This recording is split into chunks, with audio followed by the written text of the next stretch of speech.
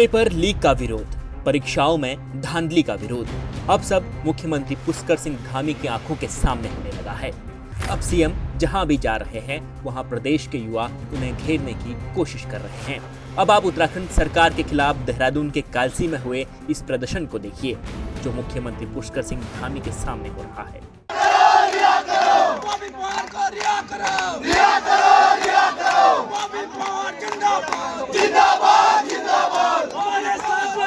राजधानी देहरादून के कालसी में मुख्यमंत्री जब मंच से जनता को संबोधित कर रहे थे, तब दूसरी तरफ मौजूद युवा सीएम के खिलाफ नारेबाजी करने लगे। फिर सीएम ने इसे लेकर जो जवाब दिया वो भी आप सुनिए। मुन्ना भाई साहब सशंकित हो रहे थे, कहीं ऐसा तो नहीं कि प्रशासन के लोग, शासन के लोग रात भर से मुझे कह रहे थे नहीं वहाँ बहुत विरोध होने वाला, मत जाइए। मैंने कहा मैं विरोध करने वालों से पूछूंगा कि अरे भाई विरोध किस बात का, क्या इस बात का विरोध है क्या कि 22 सालों में जो प्रश्न मेरे मन में आ रहे हैं कि 22 सालों में उत्तराखंड राज्य को बने हुए हो गए, क्या किसी मुख्यमंत्री ने नकल करने वालों को अभी तक जेल की सलाखों के पीछे डाला क्या? इसका जवाब मैं आप ही लोगों से पूछना चाहता हूं भाइयों बहनों। ये प्रश्न केवल मेरा नहीं है, ये प्रश्न हमारे पूरे उत्तराखंड के 1 करोड़ 25 लाख भाई बहनों का है। आप बताइए कि 22 साल के इतिहास में नकल माफियाओं की गर्दन में पहली बार किसने हाथ डाला है? किसने 60 लोगों को जो लगातार नकल में करके हमारे प्रदेश को कैंसर जैसी बीमारी, एक गरीब माता पिता के बेटे के पास, बेटी के पास कौन सा धन होता है, कौन सी पूंजी होती है?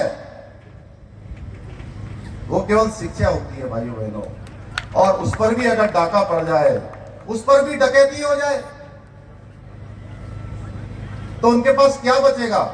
मैं जानता था भाइयों बहनों कि ये स्थिति उत्पन्न होगी। मुन्ना भाई साहब आपको मैंने कभी जिक्र नहीं किया, लेकिन मैं बताना चाहता हूं आज इस मंच से कि मुझे मालूम था कि ये जो निर्णय मैं ले रहा हूं इसमें एक नहीं 60 लोगों को जो अभी तक जेल की सलाखों के पीछे भेजने का काम किया है, उसका परिणाम ये जरूर होगा कि मैं आपके कार्यक्रम में आ रहा हूं, अपने भाइयों बहनों के बीच में आ रहा हूं, जौन साहब भाबर की धरती पर आ रहा हूं, कालसी की इस धरती पर आ रहा हूं, मां यमुना के किनारे आ रहा हूं।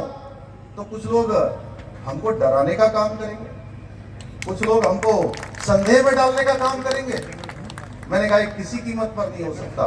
भाइयों बहनों, मैं ये प्रश्न आप ही लोगों से पूछना चाहता हूं, किसकी सरकार में आरोपियों को जेल पहुंचाने का काम हुआ? किसकी सरकार में गड़बड़ियों के संकेत मिलते ही सारी परीक्षाएं रद्द की गई? भाइयों बहनों, किसकी सरकार में इतनी सारी भर्ती परीक्षाएं रद्द होने के बाद फिर से आयोजित की गई? किसने भारत का सबसे कठिन कानून बनाया? कौन सी सरकार है जिसने आज इस नकल के क्षेत्र में अपराध करने वालों को, नकल में पकड़े जाने वालों के लिए 10 साल की सजा का प्रावधान, उम्र कैद की सजा का प्रावधान, उसकी सारी संपत्ति जब्त करने का प्रावधान, और जो पकड़ा जाएगा भाइयों बहनों, वह जो परीक्षा में भाग लेने वाला परीक्षार्थी होगा, अगर वह पकड़ा। कालसी देहरादून में सरकार के खिलाफ प्रदर्शन करते हुए युवाओं ने बेरोजगार संघ के अध्यक्ष बॉबी पवार को जेल से रिहा करने की मांग की है। साथ ही कई युवा कांग्रेस के कार्यकर्ताओं ने सीएम के काफिले को काले झंडे दिखाकर अपना रोष व्यक्त किया है। उत्तराखंड तक के लिए टीना साहू की रिपोर्ट।